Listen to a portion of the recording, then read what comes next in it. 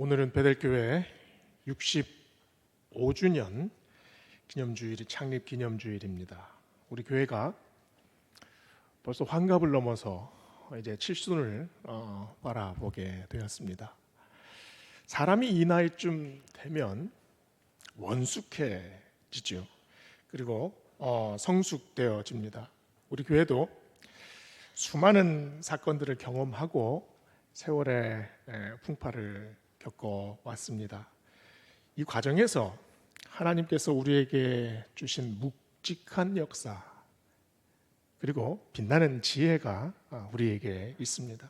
창립주일 아침에 우리가 우리 자신을 돌아보면서 우리 안에 여전히 하나님께서 주신 그 굳건한 믿음이 있는가, 또 확고한 소망이 있는가, 그리고 뜨겁게 우리가 서로 사랑하고 있는가, 이 65주년 기간 동안 하나님께서 우리를 섭리로 이끌어 주신 그 역사 우리가 바라보고 있는가 생각해 봤으면 좋겠습니다. 오늘 말씀은 사도 바울이 로마 교회 교인들에게 전하는 권면의 말씀입니다. 그 바울은 그 시작을 하나님의 자비하심으로 너희에게 권한다라고 말씀을 시작합니다. 이 하나님의 자비하심이 뭔가요? 하나님께서 우리를 구원하신 사건, 죄인으로 죽을 수밖에 없는 이 가치 없는 생명을 살려주신 바로 그 사건, 그리고 우리 안에 소망을 부어주신 사건, 내가 이 땅에서 그냥 썩어지는 것이 아니라 부활로 다시 살아날 것이다. 그리고 우리에게 서로 사랑하는 그 말씀을 우리에게 허락해 주셨습니다. 하나님께서 하나님의 마음을 우리에게 부어주시지 않았다면 우리는 하나님을 모르고 신앙인으로 살지 않았을 사람들입니다. 세상의 큰 비바람 앞에서 그냥 쓰러지고 넘어지고 한탄하고 절망 속에서 괴로워하고 그 끝이 어떠한지 모르기 때문에 불안해서 악을 쓰며 이 세상을 살았을 사람들입니다. 그런 우리를 하나님의 자비하심으로 우리를 불러주셨습니다. 이 하나님의 마음, 그 하나님의 자비하신 마음, 그 구체적인 마음이 뭐겠습니까? 그 마음이 믿음과 소망과 사랑입니다.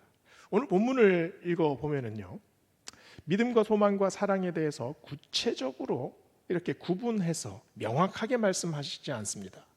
그러나 말씀을 읽으면 읽을수록 이 말씀 속에 믿음과 소망과 사랑이 반짝반짝반짝 빛나는 것을 우리가 느낄 수 있습니다. 결혼한 부부에게 믿음, 소망, 사랑 중에 하나라도 없으면 그 결혼은 유지되기 힘듭니다. 겉으로는 화목해 보여도 그 안에 사랑이 없으면, 서로 믿는 마음이 없으면, 미래에 대한 소망이 없으면 무너지는 결혼이 되지 않겠습니까? 신앙의 트리오가 있다면 믿음, 소망, 사랑입니다. 이 세 가지 덕목이 잘 조화가 되면 그때서야 신앙이 역동적으로 움직이기 시작하죠. 아무리 산을 옮길 만한 믿음이 있어도 사랑이 없으면 우리는 꽹가리가 되고 맙니다. 아무리 뜨겁게 사랑해도 소망이 없으면 그 사랑은 얼마 가지 않아 잿더미로 변합니다. 아무리 끝없이 펼쳐진 소망이라고 해도 그 안에 믿음이 없으면 그 소망은 망상에 불과합니다. 믿음, 소망, 사랑, 이렇게 마치 분리되어 있는 것 같지만 사실 신앙 안에서 하나입니다. 그래서 믿음, 소망, 사랑은 마치 신앙의 삼위일체와 같아 보입니다. 먼저 오늘 말씀에 나오는 믿음에 대해서 한번 알아봅시다. 2절 말씀을 보면은요, 죄송합니다. 너희는 2절에 너희는 이 세대를 본받지 말고 오직 마음을 새롭게 함으로 변화를 받아 하나님의 선하시고 기뻐하시고 온전하신 뜻이 무엇인지 분별하도록 하라. 말씀합니다. 믿음은 추상적이죠. 그래서 설명하기가 쉽지 않습니다. 사도 바울은 오늘 말씀을 통해서 믿음의 적용에 대해서 말하고 있습니다. 이 세대를 본받지 마라. 우리가 사는 세대는 복잡합니다. 그리고 어지럽고 혼란스러워요. 우리가 이 세상 속에 살아가면서 세상과 얼마나 같아집니까? 우리 마음은 순식간에 어두워지죠. 냉담해지기도 합니다. 그리고 우리의 입에서 나오는 말이 비꼬는 말, 뒤틀린 말이 얼마나 많이 있습니까? 그리고 우리의 마음은 또 얼마나 악합니까? 그리고 얼마나 약합니까? 나를 지키려고 얼마나 자주 이기적이 됩니까? 그래서 우리가 사는 모습을 보면 마치 세상의 바다에서 세상에 물을 마시고 사는 물고기와 전혀 다를 바 없이 보입니다. 그러나 믿음은 마음을 새롭게 하는 일입니다. 세상에서 살지만 우리가 어떤 사람들입니까? 우리는 예수 그리스도의 피로 구원받은 사람입니다.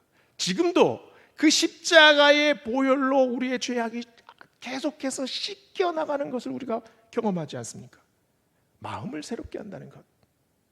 그래서 잠언 4장 23절은 이렇게 말합니다. 모든 지킬 만한 것 중에 더욱 너의 마음을 지키라. 생명의 근원이 여기서 남이라. 어느 길을 선택하느냐 마음에 달려 있습니다. 죽고자 하는 마음과 살고자 하는 마음 별로 차이가 없습니다. 마음 한 번 먹을 때 그 길이 죽음의 길이 될 수도 있고 사는 길이 될 수도 있지 않습니까?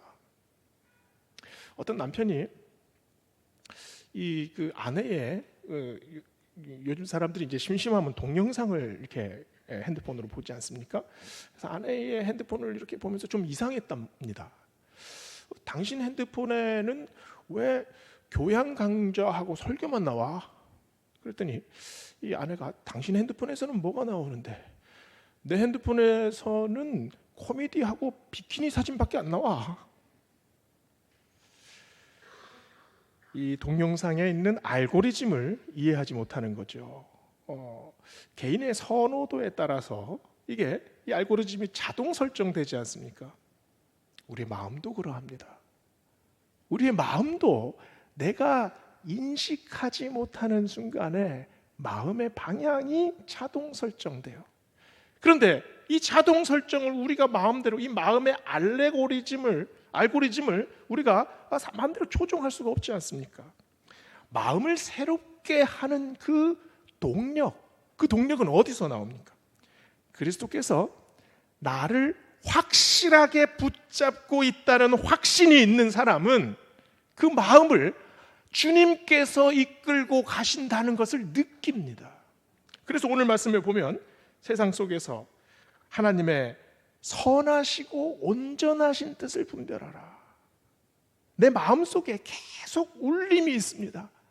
하나님의 네가 지금 가고 있는 방향, 네가 지금 하고 있는 그 작은 일 하나, 그 하나에 하나님의 선하시고 온전하신 뜻이 있느냐? 믿음은 우리에게 이것을 묻고 있습니다. 내 행동을, 내 마음을 내가 마음대로 제어할 수 있습니까? 욕망은 가두면 가둘수록, 억누르면 억누를수록 더 날뜁니다. 변화되어야죠. 변화된다는 것이 뭡니까? 내 마음에 막 뛰노는 갈망이 하나님의 열심으로 변화가 되어야 됩니다. 내 마음에 막 흩어져 있는 이 무질서들이 하나님의 질서로 정돈되어야 합니다. 내 마음의 한탄이 감사로 바뀌어져야 합니다. 내가 걱정하는 것, 그것이 기도로 변화해야죠. 내가 절망하는 것, 여기서 절망할 수밖에 없지만 하나님이 만지시면 그 절망 속에서 우리가 찬양하게 됩니다. 이것이 믿음의 힘입니다. 우리가 믿음의 길로 걸어서면, 하나님의 길을 선택하면 그때부터 하나님께서 인도하십니다. 어떤 분이 해외여행을 가다가 이게 그 중간 기착지에서 이 트랜스퍼를 하지 않습니까? 이 비행기를 갈아타야 하는데 이 보딩 타임이 10분밖에 안 남았습니다. 그런데 도대체 어디로 가야 할지, 게이트가 어디에 있는지 알 수가 없어서 막 발을 동동거리고 있는데 이 그 항공사 그 직원이 그 제복을 입고 옆에 지나가는 거예요. 그래서 따라가서 이 비행기를 타려면 어디로 가야 됩니까? 물어봤어요. 그랬더니 그 항공사 직원이 그 티켓을 이렇게 보더니 저만 따라오십시오. 제가 그 비행기 기장입니다. 이 기장만 따라가면 아무리 늦어도 그 비행기를 탈 수 있어요. 기장이 없으면 비행기가 떠나지 않잖아요. 내 인생에 한 비행기의 기장을 따라가도 이렇게 마음이 편합니다. 내 인생의 기장을 따라가는 마음. 우리가 지금 살아가면서 예수님과 동행하고 계십니까?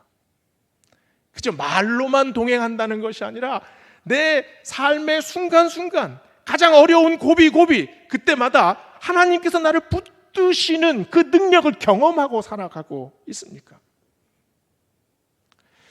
우리가 가진 믿음의 분량, 오늘 말씀의 믿음의 분량에 대해서 얘기를 하죠. 그 분량은 너무나 다릅니다. 천차만별이에요. 그러나 로마서 전체에서 말하고 있는 믿음의 핵심이 뭡니까? 로마서 1장 17절, 복음에는 하나님의 의가 나타나서 믿음으로 믿음에 이르게 하나니 기록된 바 오직 의인은 믿음으로 말미암아 살리라. 우리의 믿음의 분량이 아무리 달라도, 가장 작더라도 그 믿음의 핵심 하나만 있으면 우리는 살아납니다. 이 고백 아닙니까? 믿음으로 살리라. 이 믿음의 핵심이 우리를 움직이게 합니다. 악한 세상이지요. 어지러운 세상입니다. 이 세상 가운데에서 오늘 말씀을 보세요. 뭐라고 말씀하십니까? 9절 말씀에 보면 악을 미워하고 선에 속하라. 11절에 뭐라고 말씀합니까? 부지런하여 게으르지 말고 열심을 품고 주를 섬기라. 이 믿음이 우리를 역동적으로 살립니다. 우리 베델의 65주년 역사를 돌아보면 참 많은 일들이 있었습니다. 여름 성경학교를 위해서 멀리 용산에서 풍구물 자전거에 싣고 교회까지 가져온 청년이 우리 교회 장로님으로 섬기고 있습니다. 23살에 시집 와서 평생 베델을 섬기신 사모님, 새벽 4시에 주일마다 와서 노숙인들 밥을 지어주신 권사님들, 오늘 우리 창립 기념주일이라 뷔페가 마련됐습니다. 이 뷔페 만들기 위해서 우리 권사님들, 집사님들 3일 동안 부엌에서 일을 하셨습니다. 이 마음이 믿음 아닙니까? 남편 먼저 하늘나라로 보내고 새벽마다 베델 재단에 와서 기도로 이겨내신 권사님, 아버지 편찮으실 때 학교를 휴학하고 기도하며 간호한 아들, 어머니 장례를 치르고 엄마가 섬겼던 그 교회에 나도 뿌리를 내리리라 마음 먹은 성도, 손을 다쳐서 많이 아프지만 그 손목을 잡고 예배에 참석하는 마음, 이 모든 것들이 다 믿음 아닙니까? 믿음으로 믿음에 이르게 합니다. 그 길을 통해 우리가 얼마나 달라지고 있습니까? 이 역동적인 믿음, 이 믿음이 이 창립 기념주일 아침에 우리 모두에게 퍼져나가기를 축원합니다. 두 번째로 사울은 소망에 집중합니다. 12절은 이렇게 말합니다. 소망 중에 즐거워하며 환난 중에 참으며 기도에 항상 힘쓰라. 소망이 무엇입니까? 소망은 전망입니까? 낙관입니까? 희망입니까? 소망은 신앙입니다. 이 땅을 살아가는 우리에게 주시는 하나님의 뜻, 그게 소망이에요. 그래서 사도 바울은 오늘 말씀 12절을 데살로니가전서 5장 16절 18절에서는 이렇게 표현합니다. 항상 기뻐하라. 쉬지 말고 기도하라. 범사에 감사하라. 이는 그리스도 예수 안에서 너희를 향하신 하나님의 뜻이니라. 항상 기뻐하라는 말씀은 소망 중에 기뻐하라. 쉬지 말고 기도하라는 기도에 항상 힘쓰라. 범사에 감사하라는 환난 중에 참으라라는 말씀 아닙니까? 자크 엘룰이라는 신학자는 이 희망과, 인간의 희망과 하나님의 소망을 구분했습니다. 인간이 가지는 희망은 마치 카드놀이하는 마음과 같다라고 자꾸 엘룰은 얘기를 합니다. 이 카드에서 내가 이길 수 있을까 없을까 조마조마하는 마음, 그게 희망과 닮았다는 겁니다. 암에 걸린 사람은 암이 치료되리라고 희망합니다. 가능성에 기대는 거죠. 그러나 그 가능성은 암에서 암이 치료되지 않을 가능성도 그 안에 분명히 있습니다. 그래서 불안하지요. 그래서 간절합니다. 제가 얼마 전에 카페에 이렇게 와서 이제 작업을 하고 있는데 옆에 대학생 하나가 와서 탁 앉더니 이 랩탑 컴퓨터를 탁 킵니다. 전원이 탁 들어오자 화면에 한 문구가 제 눈에 확 들어왔어요. 로또가 답이다. 20살 청년이 그것도 자기 랩탑 컴퓨터 그 탁 키자마자 떠오르는 그 화면에 로또의 인생이 답이 있다 이렇게 생각하는 것 아닙니까? 인간의 희망은 불안합니다. 그래서 절박하게 매달리죠. 그래서 그 희망이 금방 포기가 되기도 합니다. 그러나 소망은 신앙입니다. 나의 기다림이고 동시에 하나님의 기다림입니다. 소망은 어둠 속에서 비추시는 하나님의 빛이죠. 그런데 그 빛이 인간의 희망처럼 촛불들은 그 깜빡깜빡거리는 촛불이 아닙니다. 우리 인생 전체를 비추시는 광대한 빛입니다. 그래서 소망은 흔들리지 않습니다. 그래서 소망은 가능성이 아닙니다. 그래서 소망은 확실합니다. 그래서 소망이 믿음입니다. 그 소망이 어떤 믿음입니까? 병든 자를 살리시는 하나님의 능력, 죽어도 일으키시는 하나님의 능력, 죽어도 삽니다. 망해도 삽니다. 끝장나는 것 같아도 그 위에 새로운 길을 펼치십니다. 우리에게 부활 소망을 주신 것이 바로 이것 아닙니까? 부활보다 더 큰 소망이 어디 있습니까? 그래서 소망은 바랄 수 없는 중에 하나님을 바라는 마음입니다. 히브리서는 믿음은 바라는 것들의 실상이다 라고 말씀합니다. 소망하는 모든 것들의 총체가 믿음입니다. 그런데 그 소망하는 것은 인간의 희망뿐만이 아니라 여기에 하나님이 주시는 신비한 하나님의 마음이 우리 안에서 합쳐지는 겁니다. 그래서 인간의 희망이 아닙니다. 하나님이 우리를 붙드시는 신비한 능력, 우리의 마음을 새롭게 하고 우리 마음에 하나님의 생명의 마음을 주시는 것, 그것이 바로 소망입니다. 단테는 신곡에서 이런 말을 했죠. 지옥에 들어가는 그 문 앞에 이렇게 써 있다고 말합니다. 이리로 들어오는 자는 모든 희망을 버릴지니라. 맞습니다. 지옥은 희망을 버릴 수밖에 없죠. 그런데 이 땅을 살아가면서 우리가 이 땅이 지옥인 것처럼 느껴질 때가 얼마나 많습니까? 희망이 없는 것처럼 느껴질 때. 그런데 호세아 2장 15절은 이렇게 말씀합니다. 아골골짜기로 소망의 문을 삼아 주리라. 아골골짜기로. 아골골짜기가 어떤 언덕입니까? 해골 언덕입니다.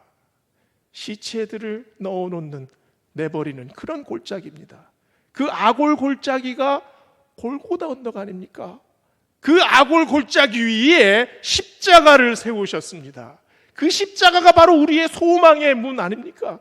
우리의 뼈가 다 썩어지고 살이 다 문드러져도 그 아골골짜기에 세워진 그 십자가, 그것이 우리의 소망의 문입니다. 그래서 소망은 미래의 대한 기대를 넘어서 점점 현재의 고난과 아픔을 붙드는 능력도 됩니다. 미래만 기대하는 것이 아니라 내가 소망의 사람이 되면 내가 살고 있는 이 땅에서 새로운 마음으로 살아가게 됩니다. 그래서 오늘 말씀에 소망 중에 즐거워하고, 그래서 소망 중에 즐거워할 수 있습니다. 환난 중에 참을 수 있고 기도에 항상 힘쓸 수 있죠. 오늘 말씀 6절 8절을 보세요. 6절 8절에 나오는 내용을 보면 하나님께서 주시는 그 소망의 은사를 지금 현재 여기서 사용하는 모습들이 쫙 나옵니다.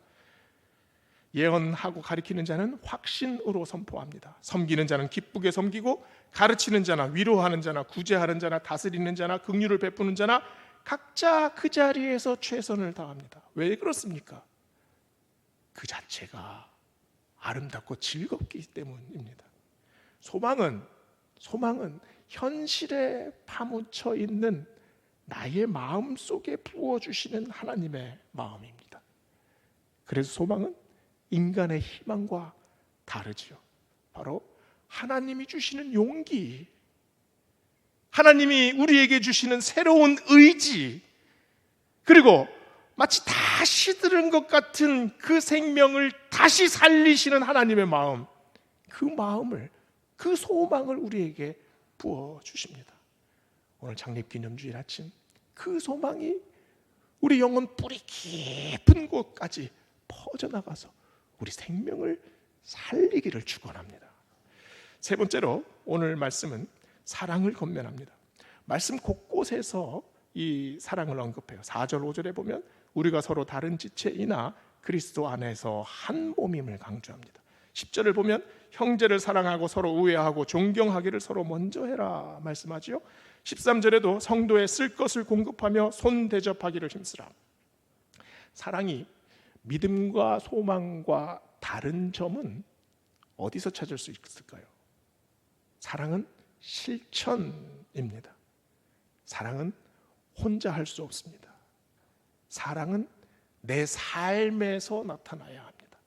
사랑은 생각만으로 그만둘 수 없습니다. 그래서 사랑은 신앙의 현실입니다. 나와 관계된 모든 사람을 사랑하는 것, 그까지 우리가 익히 사랑이 퍼져나가야겠죠. 예수님께서 우리에게 무슨 말씀을 하셨습니까? 내가 너희를 사랑한 것 같이 너희도 서로 사랑하라. 가정에서 가족만 사랑하는 것이 아니라 성도의 사랑으로 넓어져야 합니다. 성도들만 사랑하는 것이 아니라 이웃 사랑으로 넓어져야 합니다. 이웃 사랑에서 그치는 것이 아니라 나라 사랑으로 나가야 되지요. 나라 사랑에서 나와 관계된 모든 사람들, 내가 알지 못하는 모든 사람들까지 사랑하는 마음으로 퍼져나가는 것, 그것이 사랑의 변화입니다. 이 확장이 사랑의 속성이지요. 이 확장을 하려면 가장 먼저 내 자신이 변해야 합니다. 요한일서 4장 8절은 이렇게 말합니다. 사랑하지 아니하는 자는 하나님을 알지 못하나니 이는 하나님은 사랑이니라. 하나님을 믿는 자는 당연히 사랑합니다. 인간의 본성은 악하지요. 그러나 이 악한 우리의 본성에 하나님의 마음, 그 사랑의 마음을 쏟아 부어졌을 때 우리가 사랑하게 됩니다. 그래서 사랑은 기적입니다. 내가 선해서 사랑하는 것이 아니라 하나님의 그 마음을 우리 본성에 부어주시기 때문에 내가 변하여지는 겁니다. 믿음과 소망이 차오르면 우리는 사랑하게 됩니다. 믿음과 소망의 결과가 사랑입니다. 믿음과 소망이 사랑을 낳는 거지요. 오늘 말씀 보면 서로 우애하고 존경하고 서로의 쓸 것을 공급하고 대접하는 일들, 별로 큰 일처럼 보이지 않습니다. 그러나 이것부터 시작이지요. 우리 베델이 65년 동안 이 땅에서 그 하나님께서 명하신 일들을 얼마나 착실하게 잘 수행해 왔습니까? 10수년 넘게 노숙인들에게 봉사하고 또 독거노인들을 돕고 그리고 연탄 배달 수없이 많은 일들을 했습니다. 그러나 이 봉사에만 한정되는 것이 아니라 중요한 것은 우리가 내 삶의 자리에서, 내 이 작은 인생에서, 내 작은 마음에서 내가 지금 사랑을 실천하고 있는가 반드시 돌아봐야 합니다. 지난 금요일 날 금요 예배 때 이경 목사님이 사랑의 간격에 대해서 설교에서 말씀을 하셨습니다. 제가 설교를 들으면서 은혜를 많이 받았는데요. 그 중에서 이 시간, 공간, 그리고 인간에 대해서 말씀을 전했어요. 시간, 세대 차이는 시간의 간격입니다. 이 어르신과 젊은 이들이 대화를 하면서 서로 이해하지 못하죠. 왜냐하면 살아온 경험이 다르기 때문입니다. 역사를 바라보는 마음 자체가 다르기 때문입니다. 삶의 태도가 달라요. 서로 간에 이해해내는 것, 시간의 간격을 좁히는 거지요. 이것도 사랑입니다. 공간의 간격. 우리가 참 작은 공간에서 살아갑니다. 그런데 여기서 빈부의 차이와 또 학력의 차이와 수많은 여러 가지 차이 때문에 한 공간에 있지만 서로를 품지 못하는 경우가 너무나 많이 있습니다. 아파트가 얼마나 작습니까? 그런데 부부싸움 하면 그 아파트 이 방과 저 방의 거리는 서울과 부산 거리보다 더 멀어지지 않습니까? 인간은 사람과 사람 사이의 거리입니다. 우리가 살아가면서 가장 힘들어하는 게 뭔가요? 그 사람의 마음과 내 마음이 다르기 때문입니다. 사랑하라. 너희가 서로 사랑하라. 이 말씀의 의미가 뭡니까? 사람 사이의 그 간격 위에 하나님의 사랑을 부어주겠다는 말씀입니다. 내가 너희를 사랑한 것 같이 내가 너희의 그 간격 위에 그 하나님의 아가페의 사랑을 부은 것처럼 너희도 서로 이제 그 사랑을 가지고 시간의 간격, 공간의 간격, 인간의 간격을 메워 넣어라라는 말씀 아닙니까? 그래서 오늘 말씀 1절은 우리에게 간곡하게 권면합니다. 그러므로 형제들아, 내가 하나님의 모든 자비하심으로 너희를 권하노니 너희 몸을 하나님이 기뻐하시는 거룩한 산 제물로 드리라. 이는 너희가 드릴 영적 예배니라. 우리 몸을 어떻게 거룩한 우리 몸을 어떻게 거룩한 산 제물로 드립니까? 바울은 이 몸을 사락스라는 단순한 육체라는 용어를 쓰지 않고 소마라는 용어를 썼습니다. 소마는 정신과 연결되어 있는 육체, 감정과 마음이 연결되어 있는 육체를 말합니다. 우리 몸을 거룩한 산 제물로 드리라라는 말씀은 내가 가진 모든 감정과 내가 가진 모든 가치관과 내가 가지고 살아온 모든 그 역사적 경험, 모든 것을 다 가지고 하나님 제단 앞에 나와라. 내가 가지고 있는 나의 믿음과 나의 소망과 나의 사랑, 그 모든 것을 다 살아있는 채로 하나님께 드리라. 이것이 우리의 영적 예배다라고 말하고 있습니다. 창립 65주년 우리가 살아온 길을 돌아보면 참으로 많은 일들이 있었습니다. 그러나 앞으로 우리가 함께 손잡고 걸어갈 그 길 위에 하나님께서 부어주실 그 은혜는 한량 없습니다. 우리가 이 시점에서 제단 앞에 서서 내가 거룩한 산 제물이 되어서 하나님 앞에 드려지는 일, 어떤 일입니까? 하나님 우리에게 믿음을 주소서. 하나님 우리에게 소망을 주소서. 하나님 우리에게 사랑을 주소서. 이것이 우리의 영적 예배가 되어야 합니다. 오늘 말씀을 통해 베델의 65주년을 지나 앞으로 펼쳐질 우리에게 부어주실 그 하나님의 은혜가 믿음과 소망과 사랑이 되어 우리 안에 끝없이 펼쳐지기를 주의 이름으로 축원합니다. 기도하시겠습니다. 사랑과 은혜의 하나님, 베델의 65년을 하나님께서 붙잡아 주셨고 여기까지 인도해 주셨습니다. 앞으로 펼쳐질 수많은 일들과 시간들 사이에 하나님의 인도하심과 하나님 부어주시는 은혜를 고대합니다. 우리 베델의 각 사람의 성도들의 마음을 변화시켜 주시고 채워 주시고 뜨겁게 만들어 주셔서 믿음, 소망, 사랑이 풍성히 넘쳐나는 우리 모두 될 수 있도록 하나님 인도하여 주시옵소서. 감사드리며 예수님 이름으로 기도드립니다. 아멘.